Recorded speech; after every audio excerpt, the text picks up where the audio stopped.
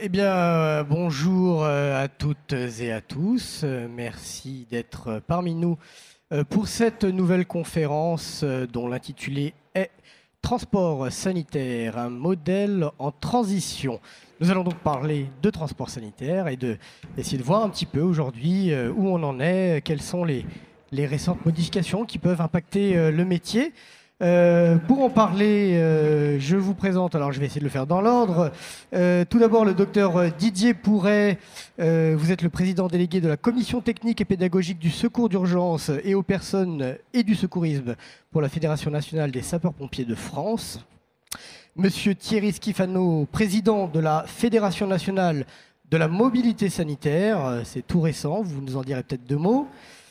Monsieur Luc de la Forcade, vous représentez Jussieu Secours National. Monsieur Patrick You, vous êtes gérant d'assistance ambulance en Loire-Atlantique. Et Bruno Basset, vous représentez le GIE Mobilité Médicale Service, ici, voilà, et également président de là-dessus du Rhône. Merci à vous d'être ici. Alors, pour commencer cette conférence, écoutez, on va entrer dans le vif du sujet. Vous n'êtes pas sans ignorer, notamment que récemment, donc, la fameuse réforme de l'article 80 de la loi de financement de la sécurité sociale est entrée en application en fin d'année dernière. Elle a fait parler d'elle. En fait, ma première question, c'est que j'ai envie de connaître un petit peu, de savoir quelle est votre lecture tout simplement de cette réforme, de savoir en quoi elle impacte le métier ou elle vous impacte dans les structures que vous représentez, qu'on essaie de comprendre un petit peu voilà, les tenants et aboutissants de cette réforme. Alors, qui veut commencer? Je ne sais pas, peut-être Patrick You, Monsieur de la Forcade. Il en faut toujours un. Si personne se dénonce, c'est moi qui le fais. Bon, Bruno Basset. J'ai pas de problème pour démarrer. Alors allons-y, on vous écoute sur cette réforme. Pour répondre à la question sur l'article 80, j'ai plusieurs casquettes. Il y a la casquette de président d'ATSU. Théoriquement, l'urgence préhospitalière n'est pas impactée par l'article 80. En tout cas, l'urgence préhospitalière n'est pas concernée par l'article 80. En pratique, dans le Rhône, parce que moi je suis qu'un petit du Rhône, dans le Rhône, on ne peut pas dire que ça soit complètement la réalité sur ce qui vient de se passer. Et là, c'est mon autre casquette qui va parler. C'est le président du groupement d'intérêt économique MMS, qui réunit un peu plus de 280 voitures et qui, suite à l'article 80, a été retenu pour opérer pour le transport des hospices civils de Lyon. Et globalement, cet article 80 était une opportunité pour un certain nombre d'entreprises. La lecture qu'il faut avoir de cet article et peut être discuté en fonction du prisme, en fonction des objectifs. Moi, je suis assez catégorique sur mon positionnement. Il y a plus à y gagner qu'à y critiquer, mais c'est mon point de vue. Et je pense qu'en optimisant et en faisant de la synergie avec les différentes structures, on peut arriver à répondre à des gros marchés, on peut arriver à repenser notre organisation et du coup faire de cet article, qui est un peu un chamboulement dans le paysage, quelque chose de positif. Maintenant, c'est pas simple à mettre en place, on va même dire que c'est compliqué, et on peut dire aussi que la manière dont ça nous a été amené n'a pas forcément été très conviviale, que ce soit du côté des prescripteurs, des hospitaliers et des ambulanciers. On peut dire qu'on en a un peu souffert. Ça s'est fait pas rapidement, parce qu'il y a une grosse histoire derrière cet article 80, mais on y reviendra d'ailleurs sur l'histoire, je pense, et donc, sur la mise en application et tout ça, effectivement. Mais pour l'instant, cette première lecture m'intéresse. On peut continuer dans l'ordre. Patrick You, peut-être. Je suis assez d'accord avec ce que tu viens de dire. Je pense que chaque département est un petit peu différent. Moi, j'ai une lecture un peu particulière par rapport à la Loire-Atlantique. À la Loire-Atlantique, on a effectivement été impacté par l'article 80, mais pas tant sur l'organisation des sorties, sur les transferts interhospitaliers, mais surtout sur l'urgence préhospitalière. C'est quelque chose que j'avais pas imaginé, et on l'a vu arriver, entre autres, à travers un grand réseau qui est très implanté dans notre département, et qui a pas mal de contrats de l'article 80 sur l'agglomération nantaise, et tout simplement à déstabiliser notre département en faisant descendre les véhicules sur l'agglomération, en dégarnissant des secteurs qui étaient particulièrement couverts sur sur la réponse à l'urgence préhospitalière.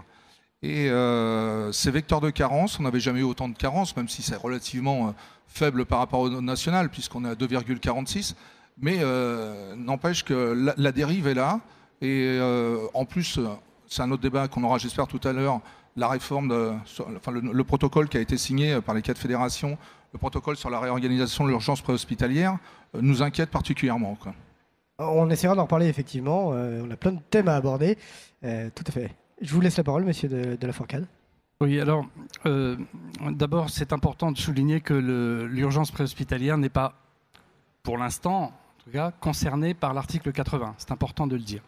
Alors, il peut être impacté secondairement, mais en tout cas, l'enveloppe de l'article 80 ne concerne pas l'urgence préhospitalière et les appels qui transitent par le centre 15.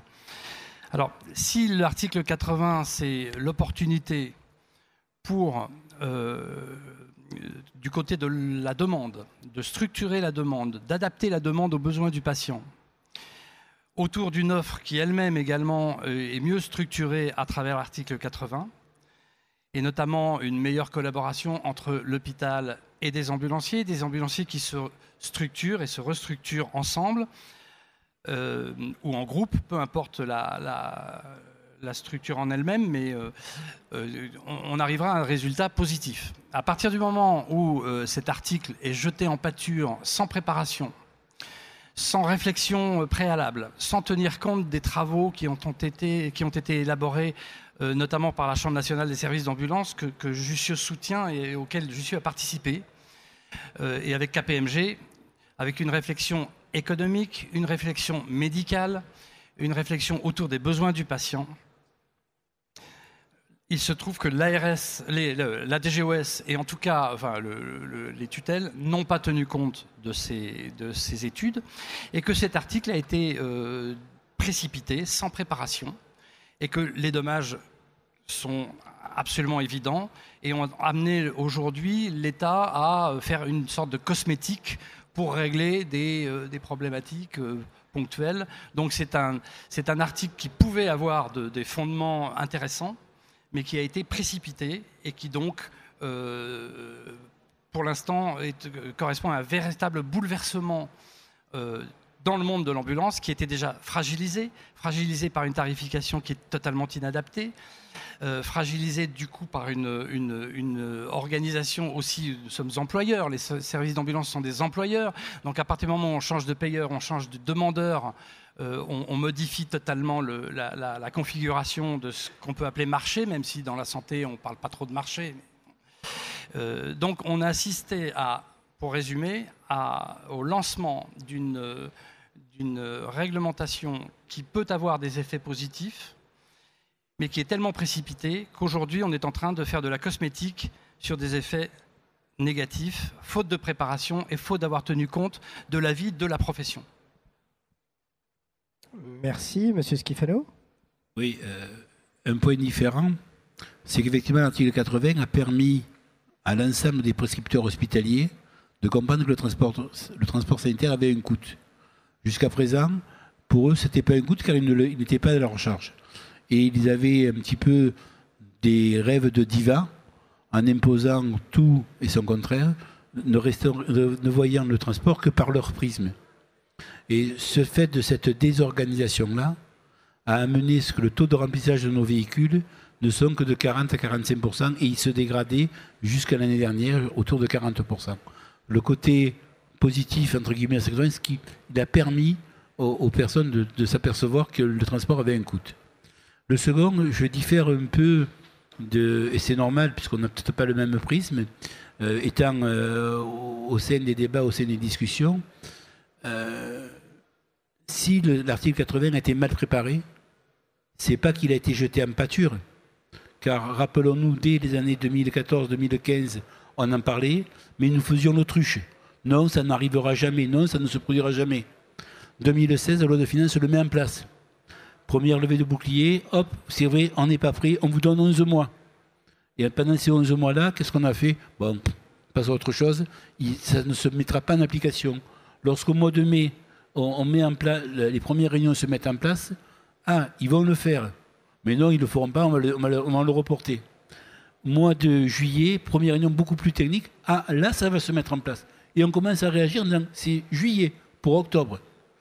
Aussi bien les hospitaliers que les prescripteurs, que les transports sanitaires. Avec, comme tous en font, ouais, on va faire des courriers, on va être unis, et puis ils vont reporter le dossier.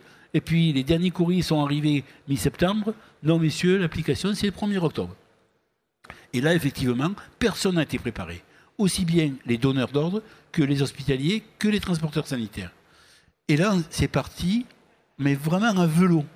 Mais complètement à vélo. Et là, ce qu'on est en train de faire, c'est pas du cosmétique. C'est pas de retirer, ça c'est pas du cosmétique si certains avaient souhaité que l'article 80 disparaisse, mais vu le contexte du pays, ce n'est même pas envisageable. Par contre, ce qui est en train d'être fait, c'est de faire remonter toutes les dérives qui ont eu lieu. Et effectivement, les gens n'étant pas préparés, c'est là où je vous rejoins sur la non-préparation, mais quand je dis cela, c'est que je pense que ce n'est pas que seul l'État qui a mis ça, c'est vraiment l'intégralité de la filière qui en est aussi responsable. Le fait de cette non-préparation, on a vu tout et son contraire. On a vu des gens qui ne travaillaient plus parce qu'ils avaient décidé que, et ça était parti dans tous les sens. La volonté du gouvernement de dire, OK, on fait une pause, mais bien évidemment, chacun d'entre nous, la pause, on l'a interprétée de façon différente. Pour certains, la pause, c'est dire, il n'y a plus d'article 80. Ça n'a jamais été le cas. Pour d'autres, la pause, c'est dire on va faire une pause réglementaire et on va voir les points de dérive qu'il y a et à ce moment-là, on va légiférer. Preuve, les deux décrets qui vont paraître dans les jours à venir, ou pour les transports, pour permission dans les centres de rééducation pour les jeunes de moins de 20 ans, ces transports-là vont être à la charge de l'assurance maladie. Pareil pour la dialyse à domicile. Tout ça se regarde un petit peu. Mais en parallèle aussi, c'est de faire remonter tous les dysfonctionnements qui existaient depuis des années, notamment sur les tours de rôle, qui étaient plus ou moins appliqués, sur les règles des appels d'offres, qui étaient plus ou moins appliquées. Et ça, c'est le côté, je dirais, un peu d'optimisation. Et maintenant, pour rejoindre mes trois collègues sur ces points-là, effectivement, on a deux choix.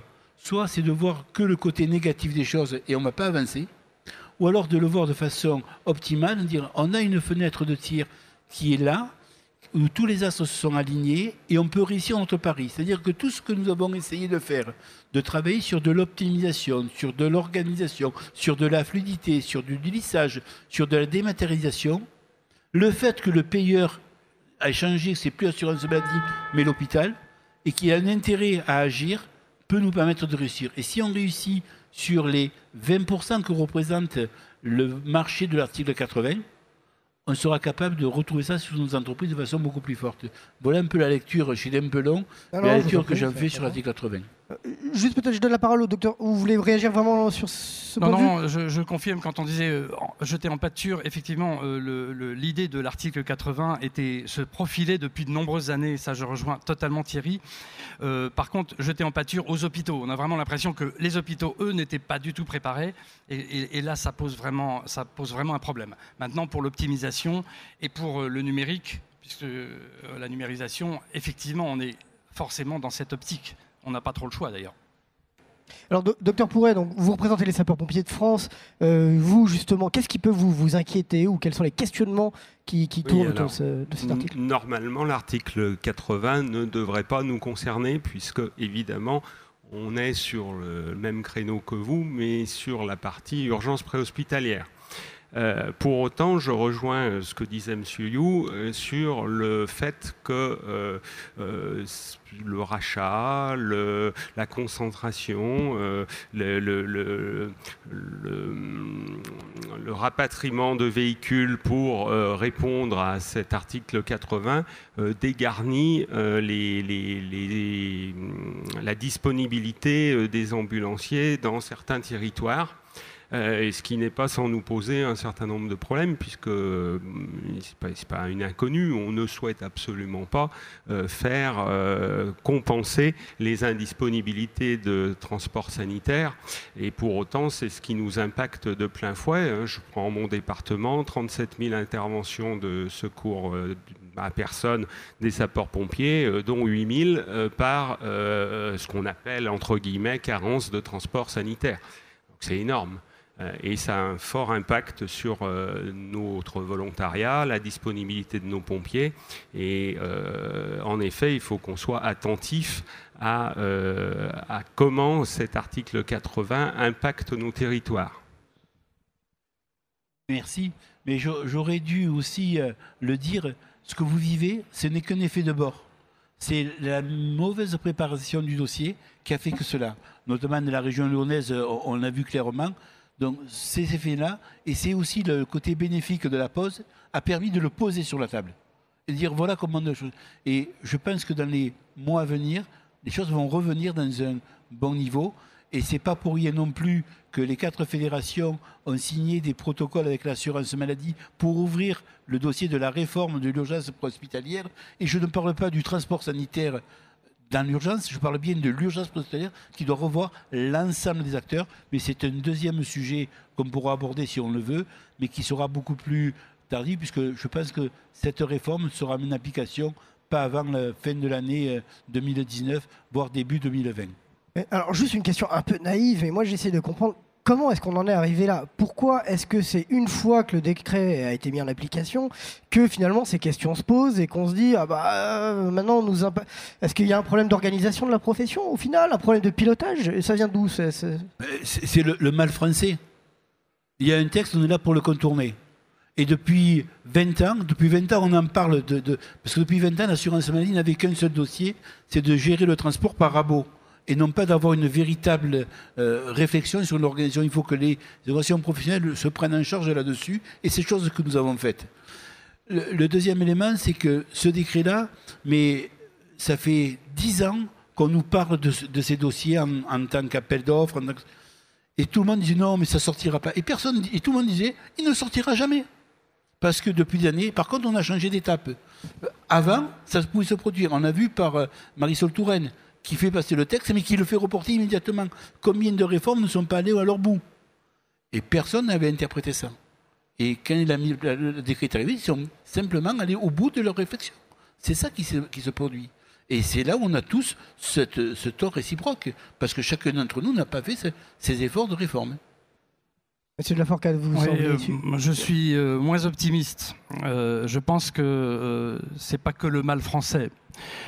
Depuis le départ et depuis des années, et plus encore depuis une dizaine d'années, l'assurance maladie a une vision du transport sanitaire et d'un certain nombre de dépenses exclusivement comptable et non pas en fonction des besoins du patient. Donc à partir de là, les mesures qui sont prises sont des mesures toujours à budget constant, ne sont abordées que dans la mesure où elles pourraient éventuellement générer des économies.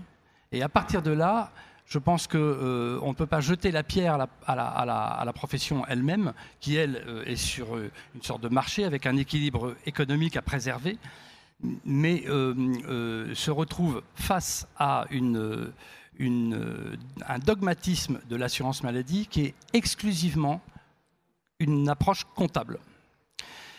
Quand on reprend un peu la genèse de l'article 80, en fait, on s'aperçoit que il y a une quinzaine d'années, il y avait le VSL et les taxis qui étaient à peu près à tarification égale. Et puis, le taxi a évolué selon les contraintes, etc. Et la tarification du taxi a été adaptée en fonction des circonstances. Le VSL a stagné totalement, ce qui fait qu'on est arrivé en une dizaine d'années, une quinzaine d'années, à ce que le VSL soit globalement aux 2/3 du prix du taxi. Pour des patients souvent d'ailleurs confiés avec le discernement injuste de donner au taxi le patient qui est totalement autonome et de donner au VSL le patient qui a plutôt des difficultés. Donc le VSL est mort dans de très nombreuses régions et survit encore par-ci par-là selon des niches. Et l'assurance maladie, qui est à la base de cette disparition du VSL, s'est inquiétée de voir éventuellement, potentiellement, une dérive des patients confiés à des VSL vers l'ambulance, puisque le VSL n'existait plus et qu'ils avaient contribué eux-mêmes à cette disparition. Alors que potentiellement, si les taxis existants, si le patient peut aller en taxi, il peut aller en VSL. S'il ne peut pas aller en taxi, il ne peut pas aller en VSL. Et donc c'est cette inquiétude purement comptable de l'assurance maladie sur le fait que la tarification inadaptée a entraîné cette mort de VSL. Et cette idée de ne pas prendre en considération le besoin du patient. Il faut que chacun comprenne que l'ambulance, aujourd'hui, avec le regroupement des plateaux techniques hospitaliers et les économies générées, dont la pierre angulaire sont forcément les transports sanitaires, la politique de maintien à domicile des patients, écourter l'hospitalisation, laisser un patient chez lui où il est mieux, et on sait que quelques transports en ambulance coûtent moins cher qu'une une semaine d'hospitalisation. La régulation du SAMU Centre 15, où on va plus loin pour être mieux soigné avec des transports sanitaires mieux adaptés à l'urgence préhospitalière. Tout ceci génère des économies qui vont bien au-delà du coût du transport sanitaire. Donc l'ambulance, aujourd'hui, en France, est génératrice d'économies dont elle est la pierre angulaire et de mesures fondamentales qui ont été prises par les gouvernements précédents, quelle que soit leur couleur, et génère des économies dans l'intérêt du patient. Donc l'ambulance génère des économies, mais la caisse d'assurance maladie a encore cette vision à court terme d'économie. Et donc les mesures qui vont être prises, aussi bien éventuellement dans l'aide médicale urgente, ce qui peut nous inquiéter, c'est forcément à budget constant. Et l'article 80 va également dans cette philosophie. Une réaction de Patrick You ? Oui, je suis bien d'accord avec toi, Luc. C'est le constat, ça c'est vrai. Et la première victime, ça va être le patient. Quand on voit, alors tu parles de la dérive de ce qui s'est fait du taxi vers le VSL qui a été impacté par le taxi, mais là on risque d'avoir les mêmes dérives, des transports avant parce que là les hôpitaux, comme tu l'as dit Thierry, vont se rendre compte du coût d'un transport. Bien des transports qui pouvaient être effectués en ambulance auparavant vont être demandés en transport assis.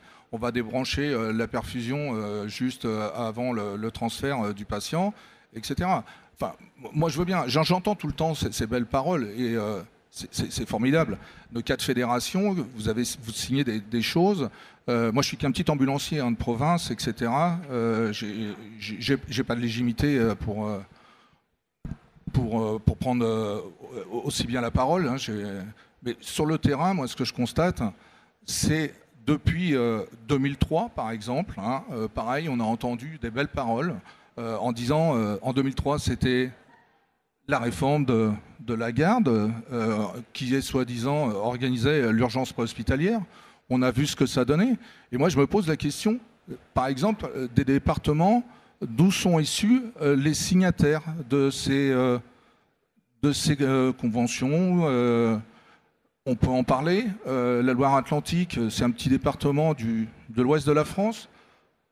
On est plutôt efficient sur l'organisation de l'urgence préhospitalière, le taux de carence le plus faible de France. Le coût du transport sanitaire par habitant, un des plus faibles. Hein, on est 96e sur 100 dans le dernier rapport de l'IGAS. Plutôt bien structuré.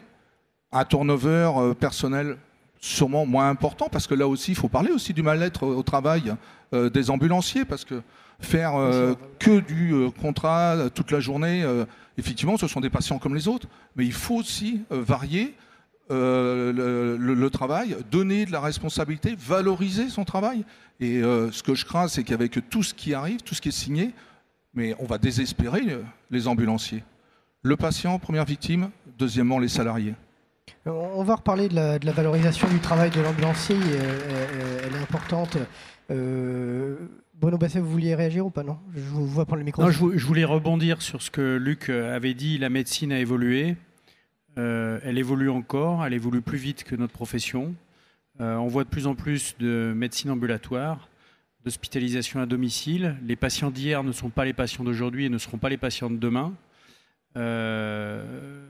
Quand on dit Et quand on nous demande systématiquement à iso-budget, alors que la médecine a évolué, que les hospitalisations sont plus les hospitalisations d'aujourd'hui, ne sont pas les hospitalisations d'hier, et que très clairement les volumes de durée d'hospitalisation d'hier ne sont plus celles d'aujourd'hui. C'est-à-dire qu'aujourd'hui, on va en hôpital de semaine, en hôpital de jour, on va se faire une vésicule sous cellio en moins de 24 heures, alors qu'avant, c'était une semaine d'hospitalisation. Vous m'arrêterez, docteur, si je me trompe. Aujourd'hui, ça a été une très bonne chose pour le patient, mais une chose extrêmement délétère pour les transporteurs, parce qu'on nous demande à iso-budget de faire 2, 3, peut-être 4 fois plus de transport. Donc je pense qu'il y a une vraie nécessité d'adaptation des vecteurs de transport. D'autres pays à travers le monde ont réussi à le faire. On a des normes européennes qui nous permettent de faire évoluer nos véhicules, de faire évoluer la manière de transporter les patients. Aujourd'hui, on voit qu'il y a un certain frein des ARS pour ces évolutions. Et puis, en effet, l'inquiétude sur l'urgence préhospitalière, elle est dramatique parce que les maisons médicales, il y en a de moins en moins, en tout cas, qui participent à la garde. Les médecins de garde, le samedi et le dimanche, il y en a de moins en moins. Du coup, faute de médecins pour soigner à proximité, c'est des véhicules, qu'ils soient rouges, qu'ils soient blancs, qui transportent vers un service d'urgence. Donc si la réflexion d'aujourd'hui, c'est d'emmener les entreprises à iso-budget, à répondre à l'urgence préhospitalière dans les conditions actuelles, je pense qu'on va vivre la même chose que ce qu'on a vécu pour les VSL. Alors, vous l'avez dit, le marché, on va l'appeler comme ça, il y a un moment il faut mettre les mots, le marché change, les patients changent, et notamment cet article 80 va maintenant permettre aux établissements de santé de lancer des appels d'offres. Ma question, elle est la suivante. Est-ce qu'il n'y a pas un risque aussi derrière ces appels d'offres, justement, de favoriser peut-être des grandes structures qui pourront répondre facilement parce que beaucoup de véhicules, face à des sociétés peut-être un peu plus petites, un peu plus familiales? Est-ce qu'il ne va pas y avoir une balance qui risque de pencher plus d'un côté que de l'autre? Est-ce qu'il y a un risque derrière ces appels d'offres ou pas, selon vous? Le risque y est toujours. Par contre, on commence à avoir des exemples qui montrent le contraire. C'est que les organisations professionnelles, même si elles sont critiquées, elles assumeront toujours leurs signatures et leurs engagements. Et n'oublions pas que nous sommes des élus. Et si les jeunes sont en désaccord avec les élus, il y a le vote qui permet de faire avancer les choses. Bien sûr, on en connaît. Le deuxième élément, c'est que les organisations professionnelles, lorsque l'article 80 est sorti, nous sommes des républicains, la loi elle s'applique. Par contre, comment on l'aménage au mieux pour que l'ensemble de la profession s'y retrouve? Et c'est un travail que nous avons fait de façon collective, de façon à, de dire clairement que les appels d'offres doivent être à l'outil, c'est aussi permettant à toutes les entreprises de pouvoir répondre, parce que sinon ce n'était même pas possible. Deux, de modifier les ratios. Jusqu'à aujourd'hui, le premier ratio était un ratio de prix. On a inversé ces procédés-là. Et j'en passe tous les prix. Et puis après, sur le terrain, on a des exemples. Et Bruno en fait partie, puisque petite entreprise, ils ont créé un GIE et ils répondent à plus de 280 voitures.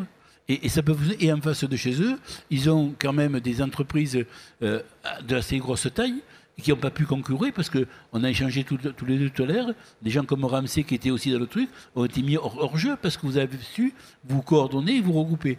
Et ça, c'est aussi un côté positif des choses. Voilà la démarche. Mais l'article 80, l'appel d'offres n'est que la conséquence de dérives antérieures. Lorsque le prescripteur, sans contrainte, faisait des prescriptions dans tous les sens, on dit attendez, on va vous responsabiliser parce que la politique, c'est là où je rejoins pour partie Luc, du rabot de l'assurance maladie, n'a jamais payé. Je rabote, ok, mais je contourne. Et là, ils ont décidé de siffler à la fin du match, je vais te responsabiliser. Et le vrai truc, c'est je transfère l'enveloppe de ville concernant l'article 80 que je payais moi en assurance maladie, je l'ai amené au sein des hôpitaux. Et lorsqu'on regarde les textes et tous les écrits, il est dit qu'on le transfère à l'euro. Par contre, ce qu'ils ont fait, ils se sont protégés sur l'avenir. Puisque, n'oublions pas 3 chiffres. La croissance de notre pays, 1,20. l'État français, les députés, les citoyens ont fait un effort énorme sur la santé parce qu'on permet un taux de croissance, l'ONDAM, à 2,6. C'est-à-dire on est bien au-delà de la croissance du pays. Par contre, dans certains endroits, on dépasse 3, 4 ou 5. Tout ça parce qu'il n'y avait pas d'organisation, pas de fonctionnement. Donc, je te responsabilise là-dessus. Et là où le gouvernement s'est engagé, c'est de dire, OK, ou d'avoir un transport, peu importe si c'est les transports sanitaires ou les taxis ou autres, qui font des évolutions supérieures à l'ONDAM. Moi, Assurance Maladie, je vais m'assurer que je respecterai l'ONDAM. Messieurs, débrouillez-vous pour vous organiser. Et c'est là où il peut y avoir une véritable fenêtre de tir de l'organisation, parce que si on peut aller faire des concessions sur des prix, c'est qu'on aura changé l'organisation en amont. Cette organisation va nous permettre d'avoir une valeur ajoutée supérieure, et ça ne me gêne pas de le partager avec le payeur. Voilà un peu la philosophie que je défends sur le 80. Oui, enfin, je ne sais pas si on est dans un contexte de partage avec le payeur, parce que les prix sont tellement... voilà. Mais enfin, il est évident que si... Payeur hôpital. Il est évident que si la profession arrive à se structurer, alors parce qu'on a parlé de taille d'entreprise, en fait, ce qui est important, c'est l'intérêt du patient et donc la qualité de l'entreprise. Effectivement, comme le souligne Thierry, les critères d'attribution de marché, des marchés publics ont tendance maintenant à mettre la qualité de service et la garantie de qualité de service, notamment à travers aussi des procédures de certification, en avant par rapport au prix. Donc c'est très important, parce que ce qui importe, ce n'est pas la taille de l'entreprise, en fait, c'est la qualité de l'entreprise. Avec également, sur le dos, pour toutes les entreprises, une réglementation sociale, tout à fait qui est incontestable, qui n'est pas, dont il ne convient pas du tout de discuter de l'opportunité, et qui doit être appliquée. Et donc, avec les contraintes, les justes contraintes sociales, la qualité, le niveau de qualité qui doit continuer à progresser, notamment avec l'avènement de la télémédecine, etc. La problématique des entreprises est de résoudre l'équation économique, quelle que soit sa taille. Donc ce n'est pas un problème de taille. Et puis juste pour rebondir sur ce que disait Patrick, au sujet des expérimentations en fait, parce que tu parlais des expérimentations et qu'est-ce qu'elles sont devenues. Les expérimentations... on peut s'interroger sur le fait, est-ce qu'une expérimentation n'est pas un leurre lancé par les responsables, les tutelles momentanées, qui vont lancer une expérimentation qui va durer 1 an, 2 ans, 3 ans, et dont les résultats et les conclusions auront lieu avec ceux qui les auront remplacés. Donc finalement, en fait, on se retrouve avec un jeu de patates chaudes, et les expérimentations, quand elles aboutissent, la patate est froide, et finalement, on peut douter des résultats et des effets, d'autant que le temps que l'expérimentation se déroule, l'environnement a complètement changé. C'est qu'il y a aussi peut-être un problème de pilotage, de continuité, j'ai envie de dire, des dossiers. Oui, non, juste un léger point de divergence avec Luc. Si on avait expérimenté l'article 80, peut-être qu'on n'aurait pas eu la mise en place qu'on a eu au 1er octobre. D'accord. On est d'accord. Voilà. Et donc, je ne pense pas qu'il y a toujours deux façons de voir le monde, où l'on voit le verre à moitié plein ou à moitié vide. Et on dit comment on est capable de le faire. Et effectivement, l'expérimentation, elle peut fonctionner si les règles sont claires et définies. Et que l'ensemble des acteurs jouent le jeu. Si c'était de donner une sucette, de dire va jouer tranquillement, je te laisse, ce qui se passait il y a encore 15 ans en arrière, on peut le trouver. Par contre, je crois que le monde est en train de changer, puis vous le voyez tous au quotidien, et à nous aussi de pouvoir s'adapter là. Mais c'est vrai que si on avait pu expérimenter l'article 80, ben peut-être qu'on aurait eu une donne différente. Oui, en tout cas, en espérant que le résultat ne soit pas à peu près comparable aux expérimentations qui ont eu lieu sur l'aide médicale urgente et qui n'ont pas toujours... voilà. Ouais, c'est ça.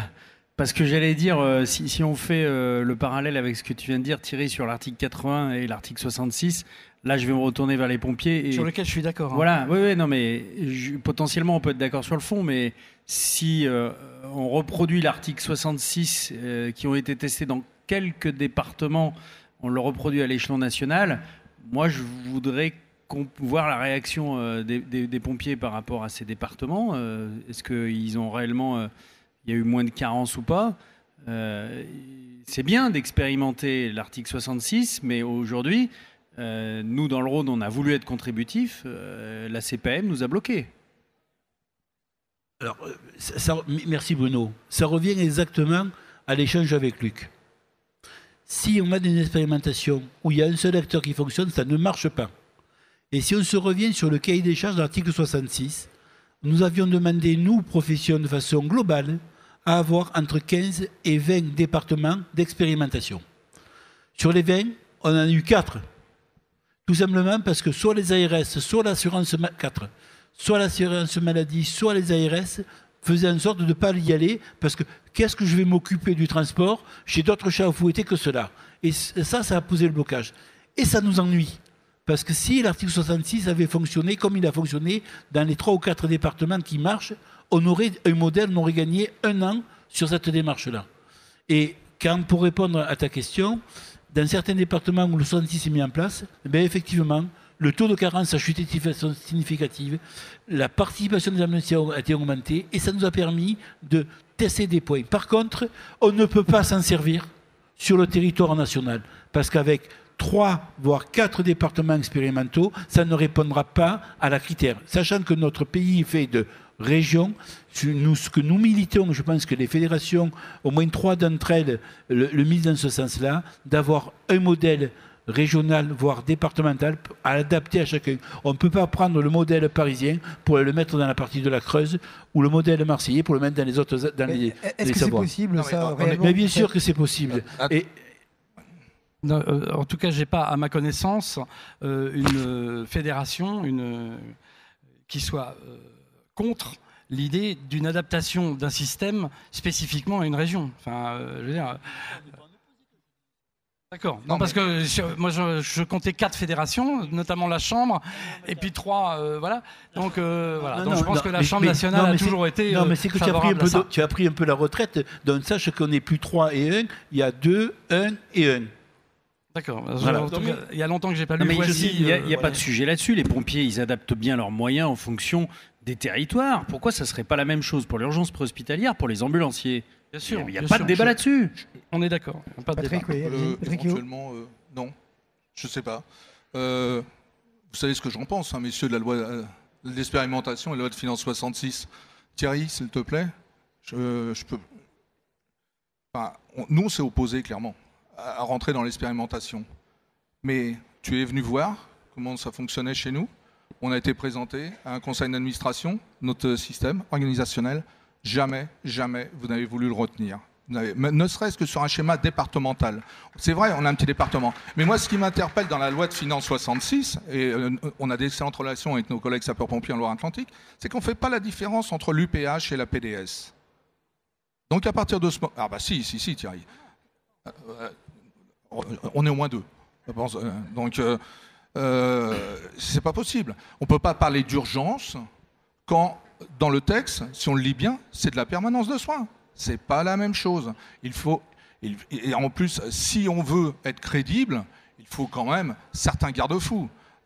Il faut une obligation de moyens, il faut de la formation professionnelle, etc. Voilà. Enfin, je pense quand même que, même si effectivement je ne suis que Patrick Hugh, mais on a une certaine légitimité dans notre département quand même pour ce qui est de l'urgence hospitalière. Ça fait 30 ans qu'on organise un système qui plaît aux sapeurs-pompiers. On vient de changer de médecin-chef. Le docteur Michel Weber vient d'arriver. On avait encore une réunion la semaine dernière. Notre système convient parfaitement aux SDIS. Il n'est pas plus onéreux. On peut parler, et même, alors vous allez nous dire, peut-être que le coût des transports, peut-être que le SDIS fait plus de missions qu'ailleurs. C'est pas vrai. On est un des plus faibles SDIS de catégorie 1 au coût par habitant. Patrick, il faut recadrer le débat. Ah bah oui, on peut le recadrer. On peut le recadrer. Sur l'urgence hospitalière, il n'y a pas de problème. 30 secondes, Patrick. Ça fait 5 ans qu'on a ce débat tous les deux, de façon échangée. La position, et en plus, on dit la même chose. Nous souhaitons que les organisations soient départementales ou régionales. Et un exemple type. Donc, on ne peut pas demander de déployer ce qui peut se passer à Nantes, ou ce qui peut se passer à Paris, ou à Lille, ou à Marseille, ou à Bordeaux pour le faire. Il faut que chacun puisse avoir sa liberté. Et c'est ça, le sens de la démarche telle qu'on le veut. Après, et c'était tout à ton honneur, Tu as dit, moi, je ne veux pas de subvention, je ne veux pas rentrer dans ce truc-là. Ce qui n'a pas empêché que tu as développé ton système et qui pourra certainement s'adapter dans d'autres régions pour pouvoir le fonctionner. Mais chacun est libre de cela. Par contre, sur le côté organisationnel, on est complètement opposé et pourtant on dit la même chose pour avoir un seul et unique modèle national. Il en faut un minimum par région ou par département. Mais on est bien d'accord là-dessus. Mais même sur la même région. Mais maintenant, on va aller plus loin. Notre gros problème, c'est qu'on a le plus grand nombre de véhicules de transport sanitaire d'Europe, hein, avec des prises en charge sur certaines pathologies qui sont catastrophiques, il faut bien le reconnaître. Donc, ne serait-ce que sur une région, travaillons déjà sur l'interdépartementalisation. Il n'y a pas de raison qu'une ambulance, par exemple, du 85 qui est dans le 44 et qui est disponible et qui correspond à un cahier des charges, ne puisse pas être déclenchée sur une demande de transport sanitaire urgent, etc. Enfin, on a une couverture territoriale qui est énorme, qui est sous-exploitée. Enfin, moi, ça m'interpelle, quoi. Et j'ai jamais entendu cette ligne défendue, hormis le réseau Jussieu, qui a compris cet intérêt. Sur le plan national, je ne vois rien d'autre. Et vous avez qui en face de vous? Enfin, là, je vois, voilà, vous avez des échanges cordiaux, mais on sent que vous n'êtes pas complètement d'accord. Mais j'ai envie de dire, au niveau de l'État, est-ce qu'à un moment, il n'y a pas des gens qui peuvent trancher si vous n'êtes pas forcément d'accord, ou s'il n'y a pas un modèle national qui peut sortir du lot, qui peut trancher, qui peut décider? Ce sont nos fédérations qui nous représentent. Il y a un point qui est fondamental, c'est que depuis de nombreuses années, il n'y a pas de gouvernance de transport sanitaire en France. C'est un vrai problème. Et pourquoi? Il faut leur poser la question. On a essayé, mais ils n'ont pas voulu venir. Attendez.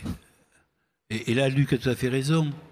Marché du transport sanitaire, 5 milliards d'euros.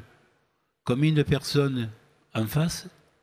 Une, voire deux personnes à la DOS. 5 milliards, deux personnes. Aucune gouvernance.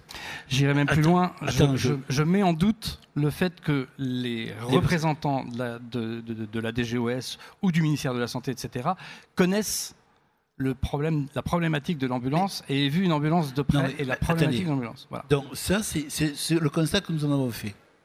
L'opportunité de l'article 80, c'est que ça a mis en place des comités de suivi. Comités de suivi nationaux et régionaux.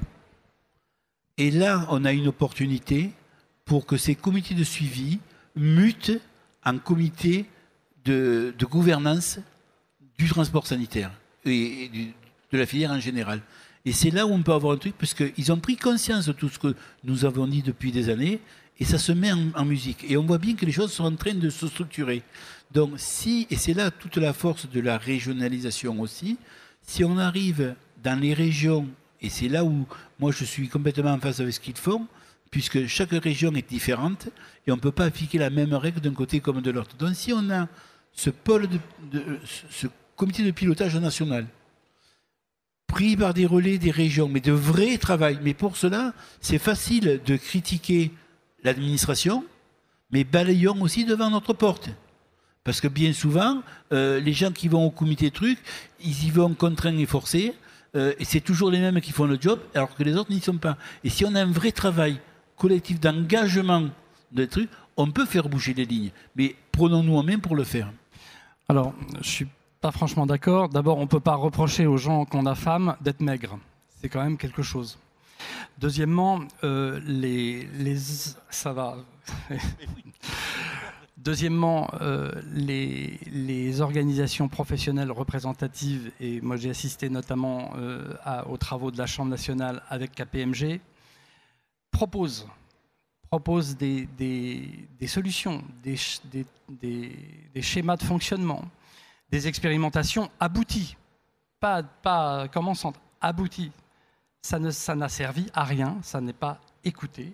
Il n'y a pas d'écoute, il n'y a pas de pertinence d'écoute.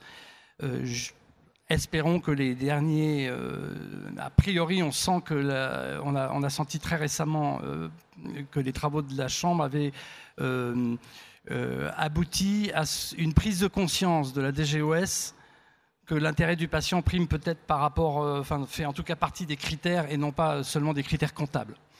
Mais le chemin est extrêmement long et depuis des années, il n'y a pas de gouvernance de transport sanitaire. On ne peut pas mettre en cause la bonne volonté des ambulanciers à partir des salariés, parce qu'on n'en parle pas, mais ils sont quand même sous-jacents et ils sont extrêmement présents et demandeurs. Il ne faut pas oublier les capacités. On est dans un monde où on parle beaucoup d'emploi et de problématiques d'emploi. L'ambulance est un métier qui est passionnant, les ambulanciers de terrain le savent, qui est un métier qui s'adresse à des jeunes, qui est un métier qui n'est pas délocalisable. Donc c'est une pépinière, une potentielle d'emploi. Il n'y a pas de gouvernance de transport sanitaire, il n'y a pas d'interlocuteur, ça n'intéresse personne. Donc on ne peut pas, juste pour terminer le propos, on ne peut pas mettre en cause la bonne foi des salariés ambulanciers, la passion des salariés ambulanciers qu'on croise notamment. On ne peut pas remettre en cause l'implication des chefs d'entreprise au niveau de leur structure. Et je dirais, pour être ouvert, que l'ensemble des organisations professionnelles représentatives, quelles que soient des divergences de prisme, tu disais le mot prisme, ça me convient bien, ne soient pas objectives et mobilisées. Donc, quelque part, la maison est vide en face. Mais alors, justement, enfin, je vous laisse réagir mais rapidement. C'est juste pour remercier Luc de sa fin de conclusion, parce que depuis le début, il me parlait de KPMG, de la Chambre syndicale, comme si c'était la seule organisation professionnelle à travailler.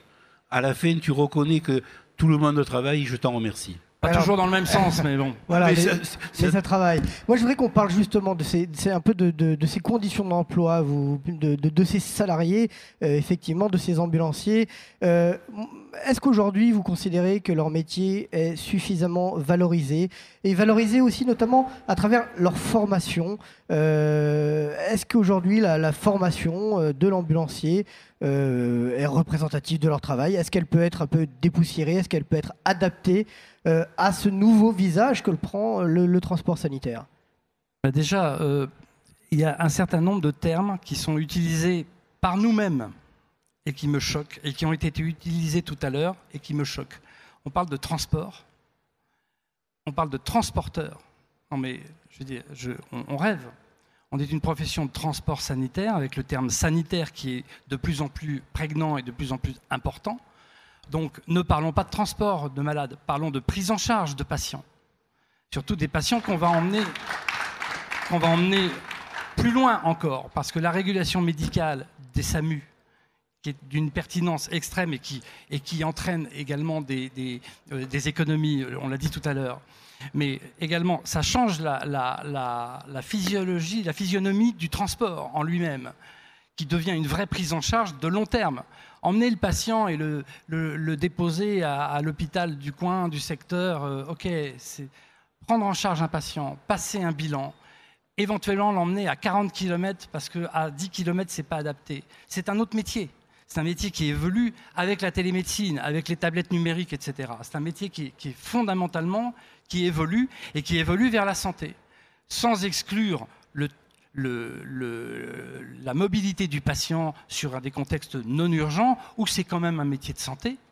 Mais de plus en plus, et plus particulièrement dans l'urgence préhospitalière, les ambulanciers doivent effectivement continuer à se former sur les techniques nouvelles, sur le secourisme basique, et également ne pas oublier la dimension fondamentale qu'il y a de la culture hospitalière, notamment héritée des tutelles médicales directes de terrain que sont les SAMU, qui eux ont des racines hospitalières, et Dieu sait s'il ne faut surtout pas les déraciner, notamment par des plateformes communes totalement hérétiques. Forcément, nous ne serons pas d'accord. En tout cas, les SAMU sont d'accord. Et ils ne sont pas d'accord avec le... Alors, pas tous. Pas tous, il y en a certains, effectivement, qui sont aux mains de médecins de pompiers. Donc, il y a ça peut changer débat, le problème. Mais ça, c'est un autre problème. Mais c'est pas forcément... Non, ça, c'est très caricatural. Oui, je vous fais pas dire. Donc allez-y, moi je voudrais qu'on continue sur cette notion de formation quand même, parce que... Oui, donc je voulais simplement dire qu'il y a une dimension hospitalière fondamentale, et notamment la dimension, on pourrait parler d'aide-soignant par exemple. Vous savez que le métier d'ambulancier, le diplôme d'ambulancier est un diplôme qui est de 8 modules, avec 4 modules communs aux aides-soignants. C'est extrêmement important. Parce que tout ça, c'est la dimension hospitalière et la dimension de soins. Donc il y a, les ambulanciers ont 3 dimensions. La dimension de transport, la dimension de secourisme, mais également la dimension de soins et de soignants. Et c'est extrêmement valorisant et c'est surtout l'avenir, notamment à l'appui des techniques nouvelles. Voilà. Donc, c'est valorisant, mais est-ce que c'est valorisé et est-ce qu'aujourd'hui, on peut aller peut-être encore plus loin dans la formation de l'ambulancier pour justement le valoriser d'autant plus? Oui, il faut le faire. Je vais donner la parole un peu à Bruno Basset. Il y a eu des réformes récentes sur le financement des formations. Je pense que les syndicats le savent, avec les OPCO qui ont été transformés en OPCA, avec des filières de branches qui viennent de changer sur le financement. Je pense qu'on est, pour 2019, sur l'année charnière où il faut repenser, parce qu'il y a ces changements de financement de la formation, il faut repenser notre positionnement, mais là je me tourne vers les syndicats parce que c'est leur métier, c'est leur job, c'est un attendu. On est dans les professions paramédicales dans le livre 3 du Code de la santé publique. C'est quand même juste incroyable, c'est extrêmement beau de pouvoir dire on dépend du ministère de la Santé, on est dans la profession paramédicale et on a des passerelles avec les aides-soignants et pourquoi pas avec d'autres professions, les infirmiers, tout à fait. Moi, je suis convaincu qu'aujourd'hui, notre format d'enseignement et nos 640 heures, nos 4 mois de formation, aujourd'hui, ça ne correspond plus du tout à la réalité des besoins, à la fois sur les pathologies qui ont évolué, les plateaux techniques qui ont évolué, à la fois, on parlait de télémédecine, mais il n'y a pas que ça. Aujourd'hui, on demande des spécialisations à des ambulanciers où aujourd'hui, dans l'enseignement, il n'y a absolument rien. On parle de bariatrie, on parle de pédiatrie ou de néonatologie, on parle de grande détresse en santé mentale et en psychiatrie. Et dans ces sujets-là, quand on rentre dans la finesse de la nécessité pour prendre en charge correctement ces patients, les ambulanciers sont démunis dans le format d'enseignement actuel. Donc il est urgent que, comme ça a pu être fait il n'y a pas si longtemps que ça pour la réingénierie de la profession paramédicale d'infirmier, il est urgent que la profession d'ambulancier soit réingénierée dans son entièreté. C'est théoriquement le rôle des IFA. Nous, à Lyon, on vient d'ouvrir un IFA sur 2 fois 24 élèves par an sur une formation de 1 an. Où on intègre des concepts sur l'urgence préhospitalière avec les techniques du ABCDE. Certes, ils ont leur diplôme d'État et ils vont faire le minimum, mais on a voulu pousser les murs et on est allé au-delà du minimum demandé parce qu'on sait qu'on demande aux ambulanciers, et les patients en ont besoin, qu'ils soient mieux formés. Donc moi, je pense qu'il faut maintenant que nos tutelles, que nos syndicats, sur cette opportunité législative qu'on a en 2019, fassent le travail nécessaire pour que, au final, les ambulanciers soient revalorisés dans leur formation et du coup, l'effet induit, leur rémunération, ça fait mal. Je suis employeur. Sans vouloir reparler de la Chambre nationale, on avait initié et on a en cours le baccalauréat professionnel ambulancier. C'est-à-dire qu'une des problématiques de la profession, c'est notamment cette coupure avec le monde scolaire du fait d'une obligation de permis de conduire. Et donc, en fait, l'idée qui fait son chemin avec la Chambre et avec le ministère de l'Éducation nationale et le ministère de la Santé, est de mettre en place un système de baccalauréat professionnel pour faire le lien avec le monde scolaire, ce qui fait qu'à l'image des routiers au niveau du permis de conduire, et avec l'AFT ou l'AFT IFTIM, en fait, il y aurait des passerelles pour le permis de conduire qui régleraient la problématique du permis de conduire, et un élève de 3e qui ne sait pas trop, qui qui peut aller en seconde professionnelle, première et terminale professionnelle, à l'issue duquel il y aura le baccalauréat professionnel. Et les ambulanciers aujourd'hui diplômés d'État seraient niveau bac. Et donc par là, c'est ce qui se fait outre-Atlantique. Hein. Voilà, c'est ce qui se fait outre-Atlantique. Donc ça, c'est aussi une opportunité d'emploi qui est extrêmement importante et de valorisation. Ce qui ne change rien à la suite aux autres idées, bien évidemment. Il faut cependant que les structures d'emploi s'adaptent pour accueillir aussi ces nouveaux ambulanciers, qu'on pourrait presque appeler des paramédics, justement. Est-ce que c'est possible ? C'est un besoin de terrain. C'est un besoin de terrain. Il serait de mauvaise loi que je parle que de la Fédération nationale de la routine sanitaire en disant que nous avons fait. Je ne le ferai pas. Il y a des points où on est capable de trouver. Alors juste un premier élément. Lorsque nous avions ouvert le dossier de l'apprentissage, l'objectif numéro 1 était, et c'est là le point de divergence avec Luc, c'est que nous n'étions pas sur un bac professionnel, on dit c'est la voie de l'apprentissage. Par l'apprentissage, tu viens sur le diplôme d'état d'ambulancier, et dans ce diplôme d'état d'ambulancier, parce qu'on est passé du CCA, de la capacité, au diplôme uniquement pour cette voie-là, et d'incorporer le permis de conduire à l'intérieur du DEA. C'est-à-dire que lorsque l'ambulancier avait réussi son diplôme, il avait son permis de conduire de fait. Ce qui nous permettait d'attirer les jeunes dès l'âge de 16 ans qui étaient en échec scolaire ou qui souhaitaient rentrer dans une autre voie. Non, mais attendez, pardon. Non, mais attendez, vous avez raison dans l'expression parce qu'il y a des jeunes et mes enfants ont fait cette voie-là. On fait la voie de l'apprentissage plus que d'échecs scolaires. Mais dans acte là-dessus, et le projet allait un peu plus loin dans la démarche, c'était de dire, le jeune qui rentrait, il rentrait dès l'âge de 16 à 17 ans, il passait par tous les métiers de notre métier, par toutes les activités, pour arriver à faire ce respect-là. Mais une fois qu'il avait son diplôme, au bout de 4-5 ans, ça faisait 25-26 ans, et c'était pour cela qu'on avait créé la filière, la passerelle entre le DEA et l'auxiliaire et l'aide-soignant pour faire aide-soignant, voire monter après infirmière là-dessus. C'était ça qui menait, et effectivement, on n'est pas allé au bout de notre démarche. Maintenant, concernant la formation en elle-même, ce n'est pas la formation de base qui est à remettre en question. C'est de remettre en question le non-suivi qu'on a. On n'a aucune période de remise à niveau. Et là, ce qu'il faudrait arriver à mettre, c'est ces mises à niveau au fonctionnement. Et c'est par ces formations continues, d'une journée, de 2 journées par an, de remise à niveau qui permettra de réussir. Parce que quand vous me regardez de façon négative, je peux l'attendre. Mais quand je vois que, et ce n'est pas une attaque envers nos amis pompiers ou de la Croix-Rouge, ils n'ont pas le niveau du DEA, ils ont un simple BNS, et quelque part, par la formation continue, montent au fur et à mesure de leur graduation, c'est bien la formation continue qui a fait que cette démarche peut fonctionner. Et on a... Pardon ? Ah bon ? Pourquoi le DEA est un niveau bas ? On donnera la parole à la salle, vous inquiétez pas. Je pense que vous devriez regarder la podologie. On va vous donner la parole. En tout cas, il y a déjà des choses simples qui peuvent être faites dans les IFA. C'est déjà le prisme de l'enseignement avec les syllabus à apprendre par cœur, alors qu'il peut y avoir une approche par compétence et donc un enseignement sur l'evidence-based medicine, sur des choses extrêmement pragmatiques, où aujourd'hui on est en train d'enseigner à des ambulanciers encore des modules sur la facturation, des choses comme ça, qui aujourd'hui, ça correspond juste plus à la réalité du terrain. Ça, c'est la loi. Ça. Oui, c'est la loi. Oui, c'est la loi. Je le sais.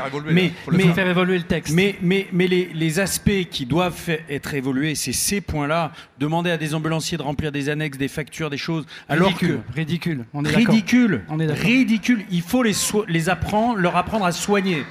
Et effectivement, à moderniser la profession, Patrick. Oui. Oui, alors, je te rejoins tout à fait, Bruno.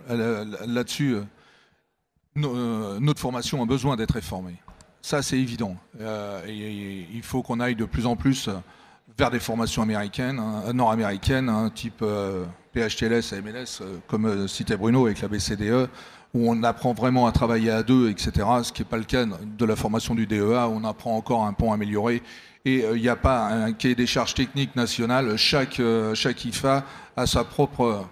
Il y a les 8 modules, mais après, chaque IFA met ce qu'elle veut dans les modules. Et ça, c'est un réel problème. Et derrière, quand même, pourquoi un tel turnover dans notre profession ? C'est une profession qui est malade. Il faut le reconnaître. On peut faire des voies d'apprentissage, on peut faire tout ce qu'on veut. Si derrière, au quotidien, le métier n'est pas attractif, il n'est pas valorisé, pas tant le salaire, mais aussi dans la reconnaissance, etc., on ne va pas les garder. Ils ne vont pas rester. C'est ça. Le premier investissement dans une entreprise, ça doit être le salarié. C'est la base. Et aussi, en termes de, je dirais, de matériel et d'équipement, est-ce qu'il y a aussi des choses à faire de ce côté-là pour aussi montrer que vous vous adaptez au terrain? Enfin, tout évolue. Tout évolue. Mais moi, j'ai passé mon CCA, c'était le CCA, en 83.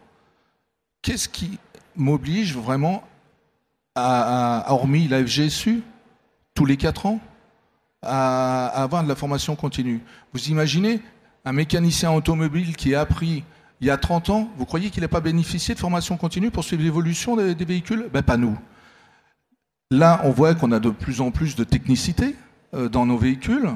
Il faut évidemment avoir des formations adaptées. On parle de télémédecine, mais il y a aussi des prises en charge. Le relevage, ce qu'on a montré hier, il y a des moyens aussi qui existent pour du relevage à 2 sur un patient bariatrique. Ce qu'on a utilisé, on peut soulever un patient à 400 kg. Ça paraît complètement dingue. Effectivement, c'est très rare d'avoir de telles pathologies, mais il y a des moyens. Donc effectivement, il faut s'équiper. Une ambulance, c'est pas un véhicule lambda. Hein, il faut pouvoir faire face à chaque situation. Alors moi je vois bien, il suffit de mettre sur une carte de visite spécialisée pédiatrie, spécialisée bariatrie. C'est un peu plus complexe que ça quand même derrière. Un peu plus complexe, quoi. Et tout ça, ça dépend aussi de la volonté d'un employeur dans votre milieu professionnel. Est-ce qu'il y a un moment où il ne faudrait pas... L'employeur, il va s'adapter à la demande, par nécessité économique, obligatoire. Donc juste... Pourquoi la demande? Pourquoi la demande? Mais je vais répondre, justement. Je vais m'expliquer.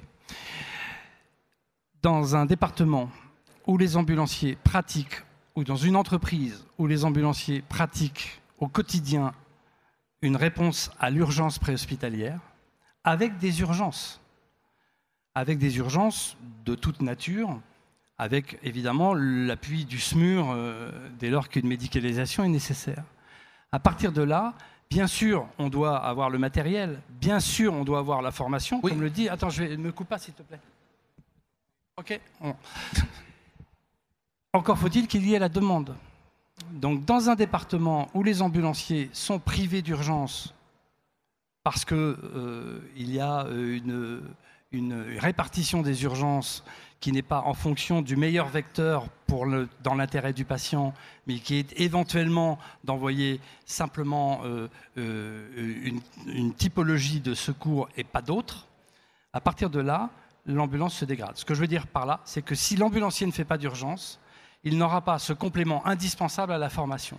Donc il y a la formation avec le matériel, etc., mais il y a également la pratique de l'urgence. Et pour ça, il faut qu'il y ait une cohésion entre le SAMU, les sapeurs-pompiers, les ambulanciers et le département, de façon à ce que le meilleur vecteur profite aux patients, sans exclusive et sans exclusion. Et c'est extrêmement important. Mais n'attendons rien des autres, provoquons-le, tout simplement. Bien sûr, bien sûr. Bien sûr. Je vais encore revenir, mais nous, c'était pareil en 86, le SAMU ne travaillait plus avec les ambulanciers privés. Voilà. Il a fallu regagner tout ça. Absolument. Et puis, la complémentarité avec le SDIS, évidemment, elle fonctionne. Sur la bariatrie, on a nos moyens bariatriques. Le SDIS nous déclenche par le biais du SAMU Centre 15 et la complémentarité des moyens. Seul l'intérêt du patient doit compter. Que le véhicule il soit rouge ou blanc, on s'en fiche. C'est bien mon propos. Ben oui, mais justement, mais n'attendons pas que le SAMU vienne vers nous. On doit... Non, bien sûr. Oui, bien sûr. Mais là, il faut aller de l'avant. On doit proposer d'autres solutions. Les lunettes connectées, ça paraissait complètement dingue il y a 5 ans quand moi j'avais vu les Google Glass aux États-Unis. C'est tout con. Hein. Je me suis dit, ça doit correspondre à un besoin dans notre profession. Ça a été le parcours du combattant parce que Google a arrêté de les vendre au grand public, etc. Et on s'est rendu compte que la société qui développait le logiciel médical des Google Glass se trouvait à Rennes, 100 km de chez nous, alors qu'on était parti à San Francisco. C'est complètement dément, enfin, à chercher là-bas la solution. parce qu'il développait sur le plan médical, mais en interhospitalier seulement. On a dit non, il faut l'utiliser en préhospitalier. Là, on n'arrête pas de dire, l'ambulancier ou le sapeur-pompier, peu importe, enfin, vous êtes les yeux et les mains du médecin régulateur. Et bien là, on l'était réellement. Enfin, il faut aller les chercher, les techniques, n'attendons rien. Et là, on est porteur d'une proposition. On va voir le SAMU, on va voir les sapeurs-pompiers. Voilà. On doit travailler en complémentarité, tout ce qu'on en est. Mais c'est ça que j'arrive pas à faire comprendre à mes collègues. On a un potentiel qui est énorme. On a une couverture territoriale fabuleuse. On a le plus grand nombre de véhicules de transport sanitaire d'Europe. Et tout ça fonctionne très mal. Alors Thierry, souvent, s'est battu là-dessus. Et je le rejoins. Le taux de productivité d'une ambulance, il est très faible. Il est aux alentours de 55%. Tout le reste, c'est du kilométrage à vide. Mais combien de patients n'ont pas pu bénéficier d'un moyen adapté alors qu'il y avait peut-être une ambulance à proximité? On n'est plus sur des guerres blanc-rouge, on s'en fiche complètement. Et pour nous, dans les arrêts que nous avons récupérés après un massage précoce, c'était à plus de 40 km de notre base, parce que c'était le véhicule le plus près. La défibrillation, on a été la première société d'ambulance en France à utiliser la défibrillation, et Dieu sait si c'était compliqué. On avait été formés avant au Québec, on ne peut pas l'utiliser en France. Heureusement, Michel Crépeau a la bonne idée de mourir sur les bancs de l'Assemblée nationale. Et aussitôt, la défibrillation non médecin se met en place. Et les premiers à avoir été formés, ce n'est pas les pompiers ou les ambulanciers, ça a été les huissiers de l'Assemblée nationale à l'époque. C'était paradoxal. Et derrière, on s'est engouffré très rapidement. Et la première défibrillation réussie en Loire-Atlantique, ça a été des ambulanciers privés, qu'on le veuille ou non. On a une carte à jouer. Et je me bats là-dessus. Et c'est pour ça que ça me fait bondir quand je vois ce qu'on a signé sur la convention, enfin sur le protocole de la réforme de l'urgence préhospitalière. On ne fait pas la différence entre la permanence de soins et l'UPH. Et là, on est en train de me dire, on va revaloriser, il faut former, etc. Et oui, d'accord, mais commençons par la base. Merci. Je voulais juste rebondir sur les nouvelles technologies qui peuvent être à disposition des ambulanciers, des pompiers, de toutes les personnes qui font du préhospitalier. C'est en effet une voie d'avenir. Encore faut-il qu'au bout de la chaîne, il y ait quelqu'un pour lire et interpréter ce qui est envoyé. Et là-dessus, il y a un énorme effort à faire, puisque en effet, nos SAMU, globalement, ne sont pas dimensionnés en moyens humains et médicaux pour assurer en permanence cette lecture d'un ensemble de données médicales qui leur seraient envoyées des différents vecteurs sur le département. Alors, peut-être une réaction par rapport à ça, puis ensuite on donnera aussi un peu la parole à la Il y a un bel exemple, hein, c'est la brigade. Je crois que tous les premiers secours relevages peuvent faire des ECG 12 dérivations et les transmettre à la coordination médicale. Et c'est des ECG lus par des médecins. Et on peut dire que c'est une belle avancée. Oui, certes, mais en effet, la brigade doublonne le SAMU parisien. Oui, en fait, l'avènement de cette télémédecine et de ces moyens de télémédecine, en fait, c'est la possibilité d'envoyer une meilleure communication, plus de communication, des images, des électros, des multiparamètres, etc., des multi-data, etc. Il y a un moment où trop d'infos tue l'info. Donc, Google Glass ou autre, ou tablette nomadique ou autre, tout ça, c'est excellent.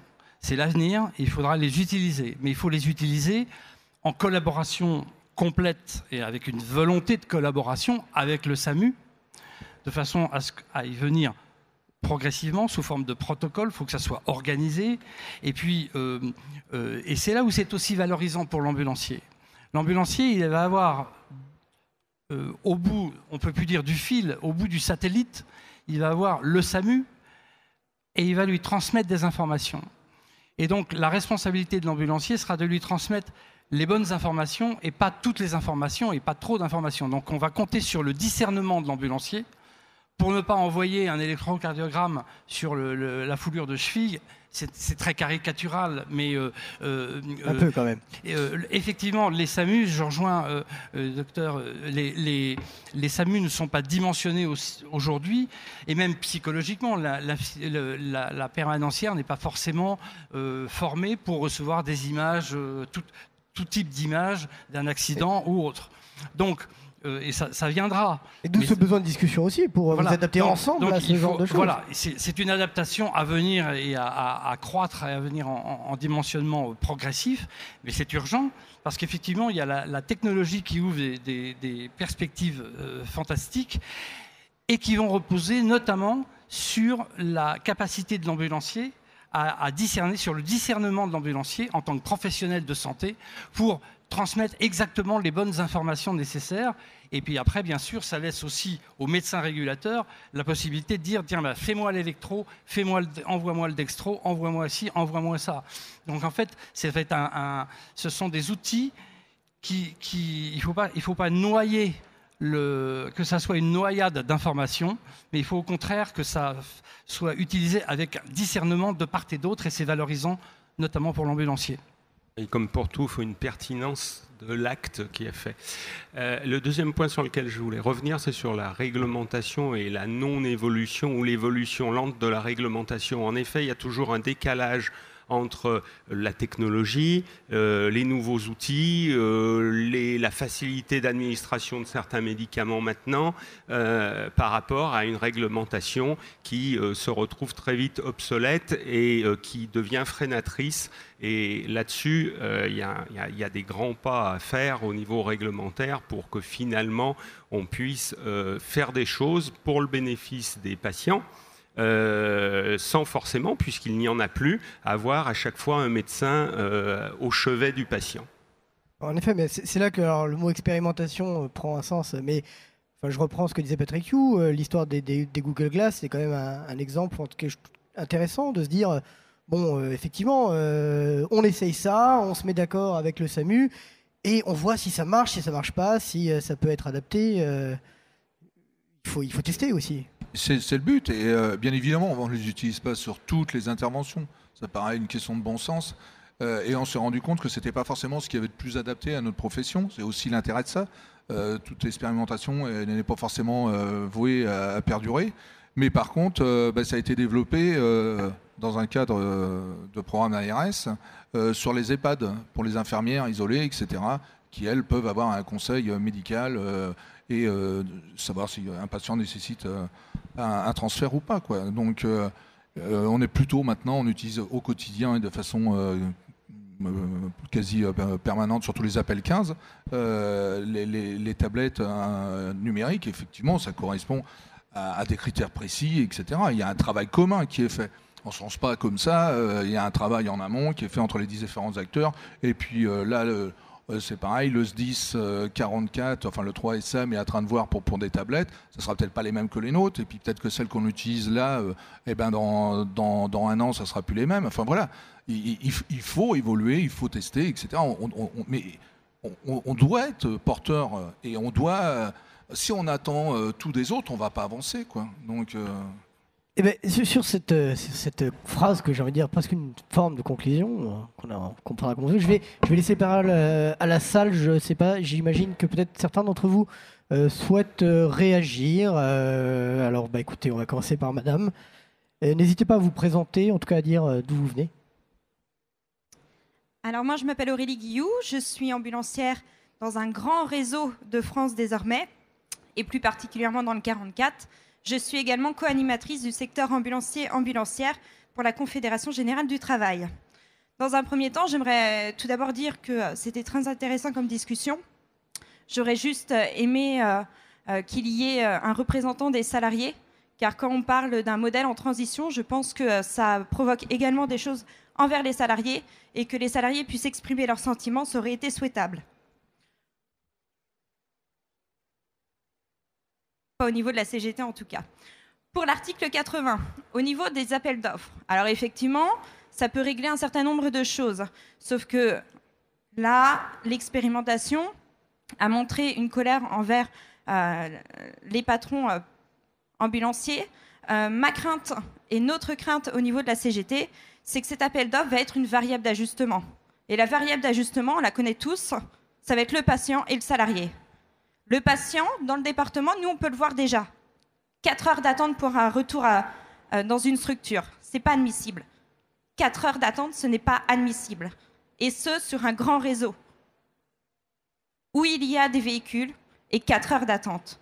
Par la suite, les appels d'offres, ça va être très clairement, on va baisser le niveau des salariés, et donc ça va être les salariés qui vont devoir travailler plus tout en gagnant moins. Pour la formation, bien évidemment, il faut la valoriser. On a parlé beaucoup, non pas de ce que j'appelle le DEA, mais plutôt de l'ADE, car nous sommes ambulanciers diplômés d'État. La formation, c'est le DEA, effectivement, mais utilisons les bons termes pour pouvoir effectivement parler de notre si belle profession. Il faut effectivement la valoriser. La valoriser, je pense qu'il faut effectivement se mettre au niveau des enjeux européens et de la BCDE. C'est quelque chose nécessaire à l'heure actuelle. Il y a également les auxiliaires ambulanciers, il ne faut pas les oublier. Auxiliaires ambulanciers, c'est 15 jours de formation. Sincèrement, 15 jours de formation pour être dans une ambulance et utiliser tout le matériel et être au chevet d'un patient. Ce n'est pas possible, il faut réformer tout ça. De plus, j'aimerais juste attirer l'attention sur la sécurité. À l'heure actuelle, on a juste un permis B pour des ambulances avec du matériel à l'intérieur. Si on est médicalisé, on peut dépasser les 3,5 tonnes. Je pense qu'un permis C est nécessaire. Et enfin, j'aimerais revenir sur la dérive de certaines entreprises, et notamment dans ce grand réseau que je parle, qui est sur le recrutement, dernièrement, des PSC1, qui sont vraiment terribles pour notre profession, parce que quand on parlait tout à l'heure, et ils n'ont jamais répondu à la question, est-ce que le salarié est valorisé? Non, le salarié n'est pas valorisé. Non, le salarié n'est pas reconnu. Et en agissant, en mettant des PSC1 dans des ambulances sur de l'urgence préhospitalière, c'est honteux. Alors, beaucoup de sujets. Je ne sais pas si vous souhaitez réagir sur l'un d'entre eux. Peut-être sur cette dernière notion, en tout cas, du PSC1. Je pense, madame, qu'il ne faut pas mettre tous les œufs dans le même panier. Je crois que les choses doivent se caler au fur et à mesure et de ne pas prendre des exemples d'un côté ou de l'autre, parce que des histoires de chasse, nous en avons tous. Ce qui est important aujourd'hui dans cette table ronde, c'est de poser la transition qui doit être faite dans les années à venir et de le modifier. Et c'est tous ensemble que nous pouvons le faire. Et vous ne nous avez pas entendu dire qu'on ne dévaloriserait nos salariés. Ça n'a pas été le mot de personne, madame. On peut avoir des points de désaccord, mais la valorisation du salarié est importante. Et je vais être peut-être un peu cynique, excusez-moi. Mais quand dans un compte de budget, le premier poste de dépense est le salarié, tu en prends soin. Parce que c'est cela qui fait la richesse de l'entreprise. D'accord? Donc, oui, non, mais avec les charges, bien sûr. Mais c'est cela qui est important d'arriver à faire. Par contre, il faut aussi prendre en considération l'environnement où nous sommes tous et d'arriver à le construire. Et effectivement, Paris ne s'est pas fait un jour et ça se construit pas à pas. Et effectivement, le DEA, nous en avons été, et avec Luc, on a été les moteurs de passer de ce certificat de capacité à ce diplôme d'État, avec les voies qu'il y avait derrière, qu'on pouvait pousser. Vous avez fait, à juste titre, le reproche de l'auxiliaire ambulancier.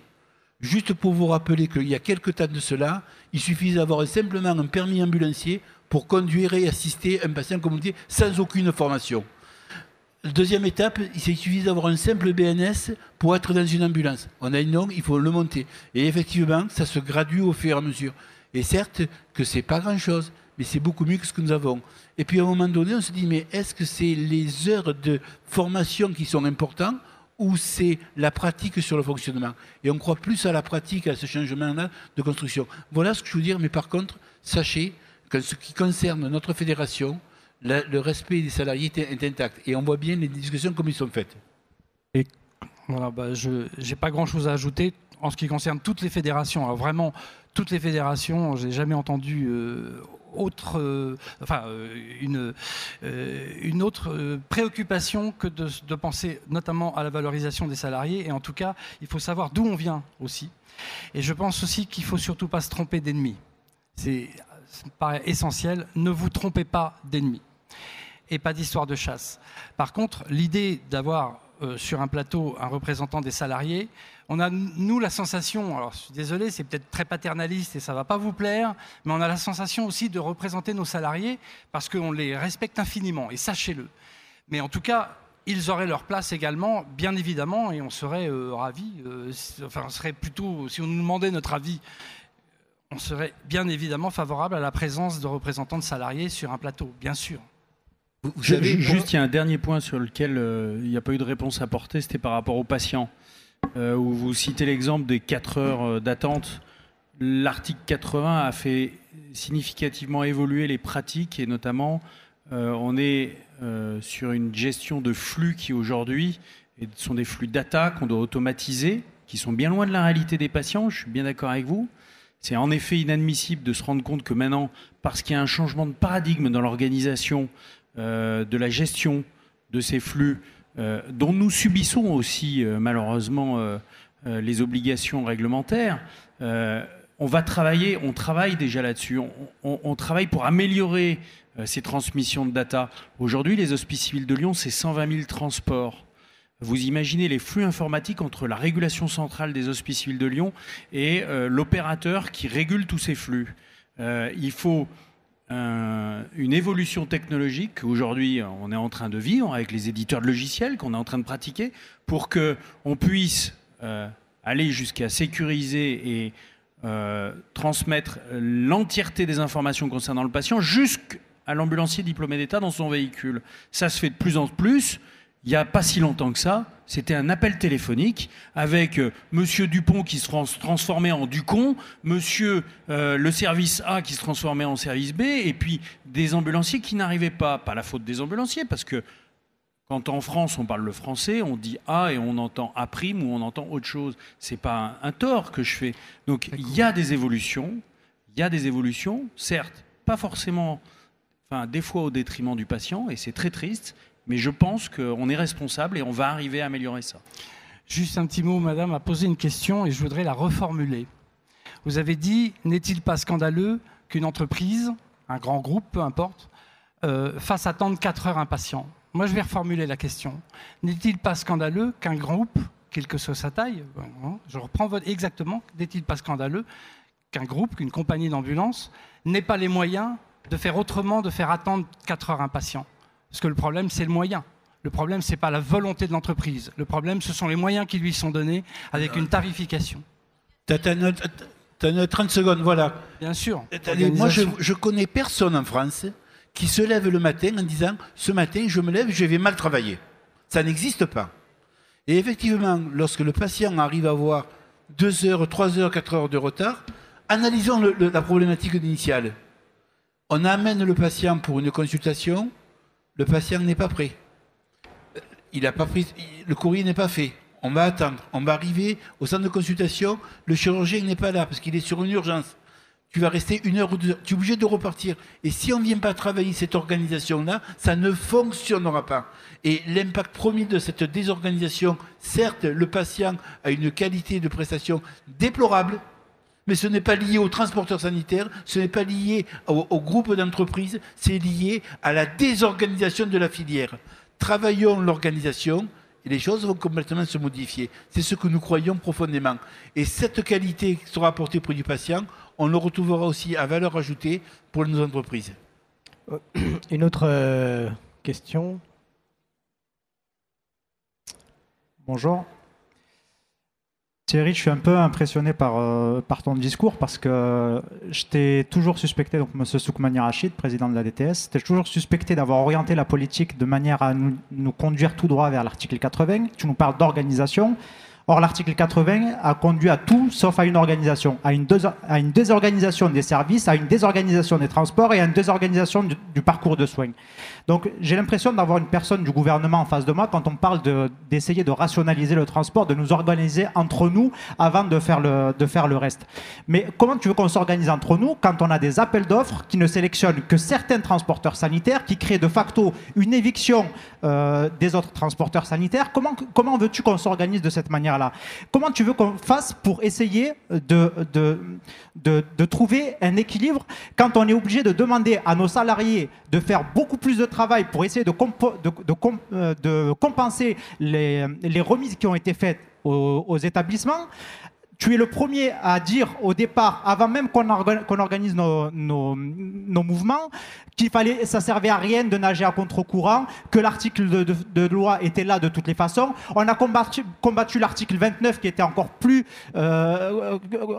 dangereux que l'article 80, sauf que les organisations représentatives, que ce soit la FNMS maintenant, qu'elle s'appelle, ou la CNSA ou les autres, personne n'a bougé pour faire en sorte d'aller contre l'article 80. Personne. Il a fallu que l'ADTS se lève et qu'on fasse le nécessaire. Et aujourd'hui, c'est quand même impressionnant de voir de la manière dont tu tires la couverture vers toi en disant maintenant on a la chance de pouvoir obtenir un comité de pilotage. Mais qu'est-ce que vous avez fait pour l'obtenir, ce comité de pilotage? Vous n'avez rien fait, Thierry, absolument rien. Que ce soit vous comme les autres fédérations. Et maintenant, vous venez de nous donner des leçons devant tout le monde. Alors, plusieurs réponses. Si j'étais l'administration, j'aurais certainement pas fait l'article 80. J'aurais fait une autre organisation. Et c'est bien, on prête qu'aux riches. Mais malheureusement, je n'ai pas ce portefeuille-là. Le deuxième élément, on s'est longuement échangé là-dessus. Et je suis un démocrate et un républicain, je respecte les lois de mon pays. Et je les respecte. Du moment où les législateurs ont fait cette loi-là, il a fallu tout faire pour pouvoir l'accompagner et aller à fonctionnement. Et je te l'ai dit pendant 2 heures ou 3 heures lorsqu'on s'est échangé là-dessus. Et j'ai toujours dit que la mise en place qui était n'était pas une bonne mise en place et qu'on allait se battre sur toutes les dérives qu'il y a eu. Et j'ai pas besoin d'être dans la rue pour y arriver. Tu y as été, c'était ton sujet, dont acte. Par contre, ce que nous avons fait comme travail de fond, qui était bien plus important que cela, c'est cette fonctionnement au quotidien. Et quand tu parles de l'article 29, l'article 29 a été bien supprimé. C'est peut-être que tu as peut-être un petit peu contribué, mais les fédérations y ont contribué largement à ce niveau-là. Et l'article 29, c'était que le réponse de la bergère à la bergère. Quand certains transporteurs ont dit « nous sommes en monopole, on va vous imposer la règle et compagnie », l'administration a dit bah, « écoutez, si c'est ça, je suis aussi intelligent, je vais donner des moyens au service public ». Lorsqu'on a pris des deals, on les a respectés et l'article 29 a été supprimé. Donc tous ces éléments se fonctionnent. Mais je peux comprendre. Je peux comprendre qu'on peut avoir des points de divergence de vue, mais chacun a sa façon de travailler, de fonctionner. Voilà ce qu'on a à se dire. Et aujourd'hui, si on peut y arriver, c'est qu'on peut l'exprimer. Monsieur. Eh bien, écoutez, bonjour. Moi, on vient, moi et mon collègue, de Nice. Donc, nous sommes des ambulanciers de Nice. Hein. Nous sommes tous les deux des ambulanciers de nuit. Nous travaillons essentiellement pour le SAMU. Nous avons un ASU hors quota, d'accord, qui est dans tout le département, enfin, dans tout le pays. Nous, on l'a depuis 8 mois. Donc, je ne sais pas si vous voyez un petit peu la vétusté de notre système de secours privé. Donc, tout à l'heure, j'entendais des belles paroles, des tablettes, des connexions avec les lunettes. Super. Nous, on en est au tensiomètre manuel. On passe encore nos bilans avec un téléphone. Hein. Une radio, pour eux, c'est trop compliqué. Alors, j'entends l'évolution. Hein. C'est vrai que j'entends l'évolution. Nous, il faut savoir qu'on n'est pas en France. Hein. C'est-à-dire que nous sommes dans le 06. Et dans le 06, il y a ce qu'on appelle des petits messieurs qui ont des camions rouges et qui sont en force. Alors, je n'ai rien contre eux, hein, parce qu'effectivement, ils contribuent à un système. Seulement, voilà, on nous demande d'avoir des ASU, on nous demande d'être formés. Tout à l'heure, j'entendais une formation continue. Alors, il faut savoir que mon collègue qui est à gauche est à la Croix-Rouge, donc il a son PSE2, il est même chef d'intervention. Moi, il faut savoir qu'en dehors d'être... j'ai fait 8 ans au SMUR, bientôt à la SNSM, donc nous sommes formés, c'est bon. Donc on a rempli des cases, nous sommes des ambulanciers formés, dans un camion équipé, mais ça ne vient pas. Alors, on va continuer à faire du secours avec 1 heure, 2 heures de délai. C'est-à-dire qu'il est 3 heures du matin, on va vous dire, ben voilà, j'ai une petite course pour toi, mon gars.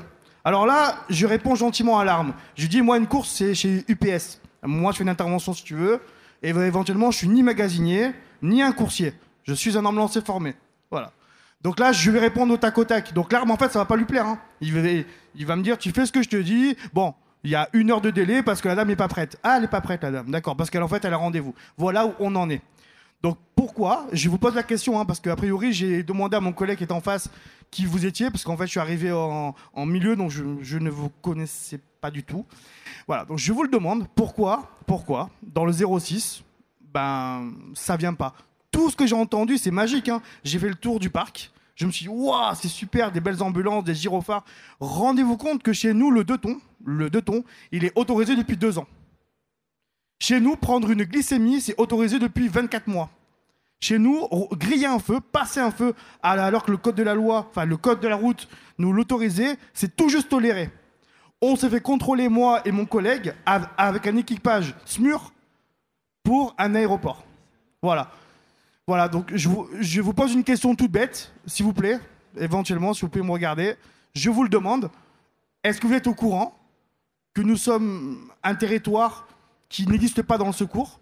Est-ce que vous êtes au courant de ça. Sachant, et je mets un petit point, il y a 2 groupes dans le 06. Il y a Medifar avec Carius, bon, qui eux, ils s'en foutent un petit peu tant que ça tombe. Voilà, hein, bon, vous savez, voilà, hein, eux, leur préoccupation, c'est de changer leur véhicule rapidement. Et pour conclure, moi, je travaille pour un groupe qui s'appelle Bel Âge, qui est une petit groupe familial hein, de 2000 salariés. Et eux-mêmes, en fait, grâce à votre article 80, eh ben, ils ont séché en 12 mois 4 compagnies d'ambulances privées qui avaient que malheureusement 2 ambulances. Parce qu'à 30 € la course, vous comprenez bien que ça a fait du mal. Mais ma question principale restera sur l'urgence. Savez-vous pourquoi on est autant isolé? Voilà. Et merci. Alors, je ne vais pas vous répondre directement sur l'urgence, mais en premier, il faut arrêter de dire que l'article 80, c'est mon article 80, je l'ai subi comme tout le monde. Par contre, on essaie d'anticiper et de construire les choses, et ça, on ne peut pas nous le reprocher. Maintenant, je vais vous renvoyer la balle de votre côté.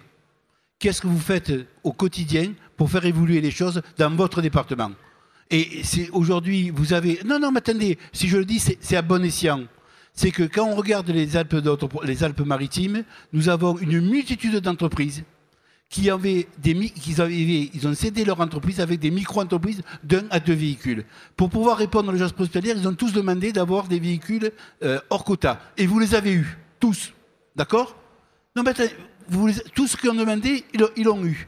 Maintenant, vous avez les premières bases pour continuer. Par contre, c'est cet échange que vous devez avoir au quotidien avec les interlocuteurs du SAMU d'arriver à fonctionner et de construire un réseau de confiance. On a malheureusement trop de défiance entre nous et les différents acteurs. Cassons cette défiance-là pour arriver à le construire. Je n'aurai qu'un seul exemple. Dans certains départements, on a ce qu'a fait Patrick à Nantes, et ça n'a pas été facile du jour au lendemain. Dans d'autres départements, et puis dans d'autres, on a pu aussi progresser cela. Mais tout ce fait-là, c'est de ne pas attendre la béquille, c'est aussi d'être un acteur de ce changement. Oui. Alors, Patrick, je suis d'accord avec Thierry là-dessus.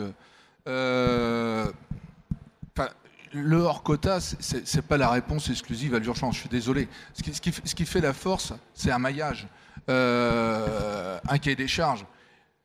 Le véhicule géolocalisé, c'est ça. Déclencher le véhicule le plus près du lieu de l'intervention. Arrêtons de... Et c'est ce qui a un peu le désaccord quand même sur le protocole, où on parle de zones, etc. Non, il faut déclencher le véhicule. Il faut que votre véhicule, sur Nice, je connais absolument pas les Alpes-Maritimes. Je pense que ça doit être difficile, visiblement. Tout le monde n'a pas la même motivation, mais ça passera que par là. Au moins, quelques véhicules sur une ville comme Nice doivent être géolocalisés et ceux-ci doivent être déclenchés au plus près avec un cahier des charges bien précis, quoi.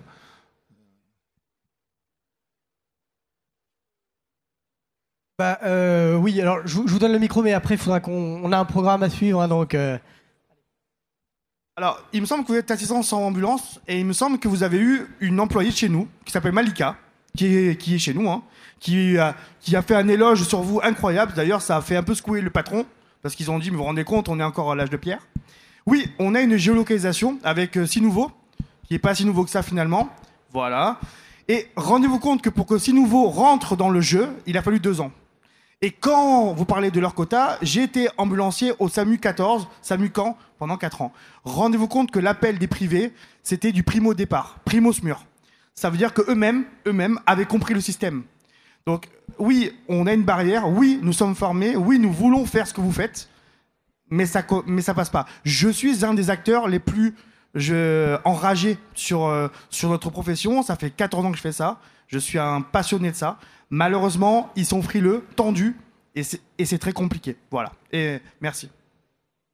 Voilà, merci. Patrick, un dernier mot, et après on conclut vraiment cette table ronde. Pour répondre à l'article 80, etc., il ne faut pas non plus se mettre la tête à l'envers, hein. Je prends l'exemple de nos collègues d'Ille-et-Vilaine qui ont su s'organiser, qui ont monté une association et qui répond complètement aux appels d'offres, et ça fonctionne, quoi. Donc il faut s'organiser. L'urgence est un exemple, mais d'autres départements l'ont fait aussi en réseau et ça fonctionne, hein. Voilà, ce sera le mot de la fin. Merci à tous d'avoir participé et assisté à cette table ronde. Certains des acteurs seront encore là sur le salon, donc n'hésitez pas à aller les voir si vous le souhaitez. Voilà, je vous remercie.